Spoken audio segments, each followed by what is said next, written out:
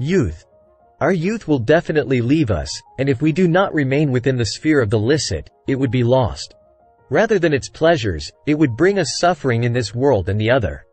If we spend the bounty of our youth as thanks honorably, in uprightness and obedience, it would in effect remain perpetually and will be the cause of gaining eternal youth. A life without belief, or because of rebelliousness belief is ineffective. It would produce pains, sorrows and grief far exceeding the superficial, fleeting enjoyment and pleasure it brings. Since, contrary to the animals, man possesses a mind and he thinks, he is connected to both the present time, and to the past and the future. He can obtain both pain and pleasure from them. Whereas, since the animals do not think like human, the sorrows arising from the past and the fears and anxieties arising from the future do not spoil their pleasure of the present. Especially if the pleasure is illicit. Then it is like an altogether poisonous honey. From the point of view of the pleasure of life, mankind may fall to a level 100 times lower than the animals. In fact, life for the people of misguidance and heedlessness, and indeed their existence, rather their world, is the day in which they find themselves. From the point of view of their misguidance, all the time and universes of the past are non-existent. So their intellects, which connect them to the past and the future, produce darkness for them.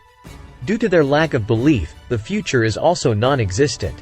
Furthermore, because they think, the eternal separations resulting from this non-existence continuously produce darkness for their lives.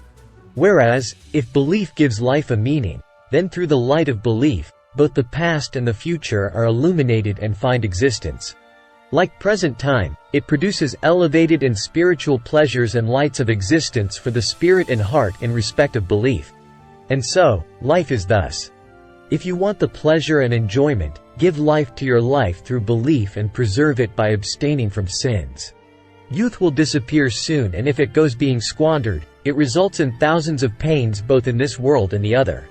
You can see how the majority of such youths end up in hospitals with imagined diseases arising from misspent youth and prodigality, and in prisons or hostels for the destitute through their excesses, and in bars due to the distress arising from their pain and suffering.